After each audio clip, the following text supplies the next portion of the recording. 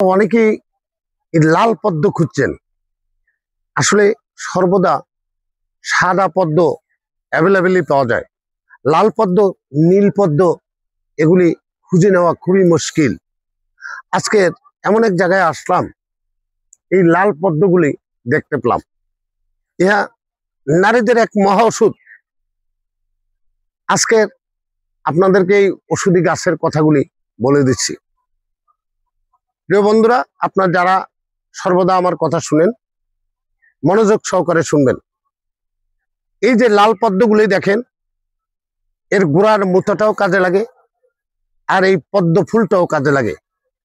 দেখেন, নারীদের বেশ কিছু গোপনীয় রোগ আছে, সেই রোগগুলা সারাইতে হলে লাল পদ্ম আপনাদের দরকার।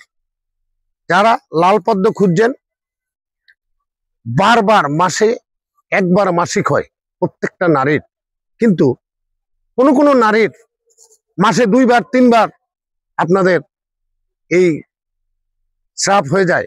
তাদের জন্য এই লাল পদ্ম, এগুলি পাতায় ফিচে কয়েকটা গোলমরিচের সাথে একত্র করে আপনি যদি 3 টাইম সেবন করতে পারেন, এইভাবে 3 দিন, তাহলে আপনি ওই রোগ থেকে মুক্তি পাবেন।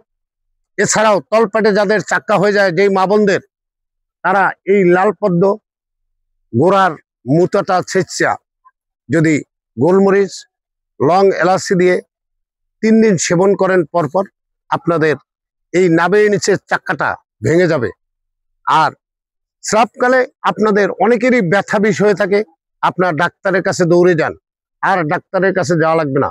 যাদের লাল পদ্ম চেনা আছে, আপনারা এই লাল পদ্মের মুতা আবার লাল পদ্মের ফুল এগুলা পাটায় ফিচে একেবারেই গোলমরিচ, এলাচি দিয়ে 3 দিন খেয়ে নেবেন খালি পেটে, রাত্রে একবার, সকালে একবার, তাহলে আপনি সুস্থতা লাভ করবেন। তাদের কখনোই এই সাদা স্রাব বা গনোরিয়ার এবং রক্তস্রাব বারবার হবে না।